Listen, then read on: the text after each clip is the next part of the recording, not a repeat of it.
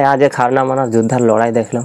হ্যাঁ ভাই, এক হার না মানা যোদ্ধার লড়াই দেখলাম ফুটবলের দিক থেকে। আজ ভাই সুপার কাপের 2025-এর প্রথম দিনের প্রথম ম্যাচ ছিল, যেখানে east Bengal versus Dempo FC প্রথম দিনের প্রথম ম্যাচ ছিল, যেখানে ডেম্পো এফসি তারা কিছুতেও হার মানতে চায়নি। তারা অসাধারণ লড়াই করেছে, অসাধারণ লড়াই করেছে। তাদের ডিফেন্স অসাধারণ করেছে। যেখানে ইস্ট বেঙ্গল এফসি তারা আইএসএল খেলে, অন্যদিকে ডেম্পো এফসি তারা আই লিগের খেলা, যাদের মোটো আইএসএল খেলবে, তাদের মূল লক্ষ্যই তারা আইএসএল খেলবে। আর যেখানে ইস্ট বেঙ্গল তারা আইএসএল খেলছে, তাদের মূল লক্ষ্য এএফসি এশিয়ান কাপ মানে এএফসি চ্যাম্পিয়ন্স লিগ 2 খেলবে ইস্ট বেঙ্গলের লক্ষ্য। তো সেখানে যদি পার্থক্য দেখি ডেম্পো এফসি এবং ইস্ট বেঙ্গল এফসি, তারা অনেক পার্থক্য রয়েছে। ডেম্পো এফসির প্লেয়ার বলো, ইস্ট বেঙ্গলের প্লেয়ার বলো, দুজনের প্লেয়ার কোয়ালিটি বলো এবং টুর্নামেন্ট কোয়ালিটি বলো, ঠিক আছে, যারা আই লিগ খেলে, যারা আইএসএল খেলে, যে দুটো টুর্নামেন্টের মধ্যে অনেক পার্থক্য আছে। তো সেখানে ইস্ট বেঙ্গল এফসি তারা ডেম্পো এফসিকে বিট করতে পারেনি। আজকের ইস্ট বেঙ্গলকে কি বলবো ভেবে পাচ্ছি না। ভালো পারফরমেন্স করেছে, কিন্তু ডেম্পো এফসি যে ডিফেন্স আছে, অসাধারণ ডিফেন্স করেছে। ইস্ট বেঙ্গল এফসি এই না যে খারাপ খেলেছে, ইস্ট বেঙ্গল এফসি ভালো খেলেছে, যেখানে হাফ গাউনে খেলিয়েছে ডেম্পো এফসিকে, কিন্তু যথেষ্ট ডেম্পো এফসি ডিফেন্সিভ মনোভাব নিয়েই খেলেছে। 4-4-2 ফরমেশনে খেলেছিল, যেখানে ইস্ট বেঙ্গল 4-2-3-1 ফরমেশনে খেলেছে এবং অ্যাটাকিং মনোভাব নিয়ে খেলেছে। যেখানে ইস্ট বেঙ্গলের যদি যে প্লেইং 11 দেখো, সেখানে একটা পুরো ফুল স্ট্রং প্লেইং 11 আছে, ডেম্পো এফসির ফুল স্ট্রং প্লেইং 11 আছে। যেখানে দেবজিৎ গোলকিপার হিসাবে স্টার্ট করেছিল, যদিও দেবজিৎ আর গোলকিপারে সেরকম প্রভাব ফেলতে পারেনি, কিন্তু দেবজিৎ ছাড়া আর যে প্লেয়ারগুলো ছিল একদম দারুণ প্লেয়ার ছিল। যেখানে ডিফেন্সে টাচ করেছিল কেভিন, আনোয়ার এবং জয়গুপ্তা, রাফি, এবং যে দুজন ছিল সাউল ক্যাপসো, রাশিদ। আমি যেরকম বলেছিলাম যে 4-2-3-1 ফরমেশনে খেলবে, এবং যে সব প্লেয়ারগুলোকে বলেছিলাম আমি যে এরা প্লেইং 11-এ থাকতে পারে, সেই প্লেয়ারগুলোই ছিল। যে অ্যাটাকিং মিডে যারা স্টার্ট করেছিল বিপিন এবং মহেশ এবং হিরোসি, এই অ্যাটাকিং স্টার্ট করেছিল হামিদ আহাদেদ স্টার্ট করেছিল। যে এত সুন্দর একজন প্লেইং 11 নিয়ে তুমি খেলছো, সেখানে তুমি গোল মারতে পারছো না। ফার্স্ট হাফে গোল মারতে পারেনি ইস্ট বেঙ্গল।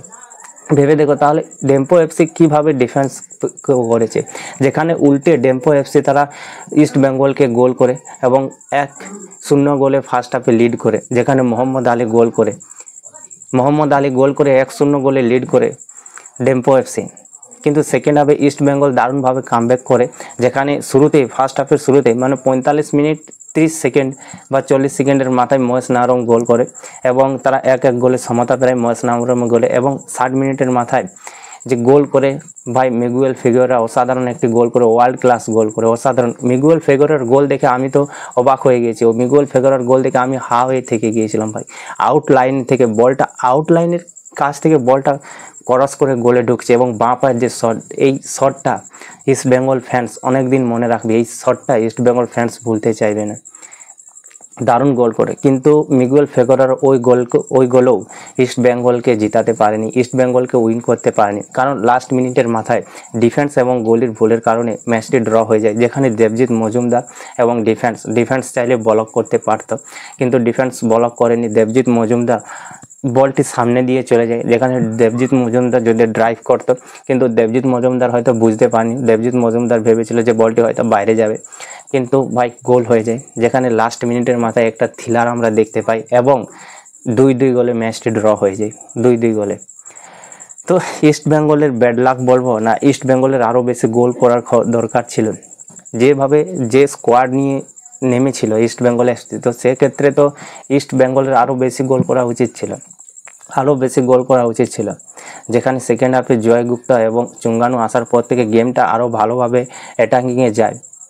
কিন্তু সেক্ষেত্রে ইস্ট বেঙ্গলের যদি স্কোয়াড দেখি, তো সেই দিক থেকে ইস্ট বেঙ্গলের আরও বেশি গোল করা উচিত ছিল, কিন্তু ইস্ট বেঙ্গল গোল করতে পারে না ভাই। তো ইস্ট বেঙ্গল ফ্যান্সরা আজ হতাশ হয়ে থাকবে, ইস্ট বেঙ্গলের কোচ আজ হতাশ থাকবে। দেবজিৎ সেরকমভাবে কিছু খাস করতে পারেনি।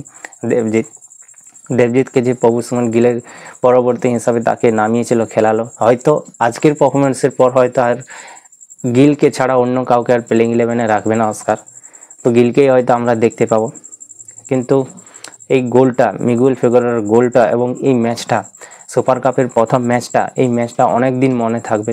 একদম সুপার কাপের প্রথম থেকে লাস্ট পর্যন্ত মনে থাকবে। ইস্ট বেঙ্গলেরও মনে থাকবে এবং ডেম্পো এফসিরও মনে থাকবে এই ম্যাচটা, যেখানে সহজে হার মানেনি, চোখে চোখ রেখে লড়াই করেছে, চোখে চোখ রেখে লড়াই করেছে ডেম্পো এফসি, দারুণ পারফরমেন্স করেছে।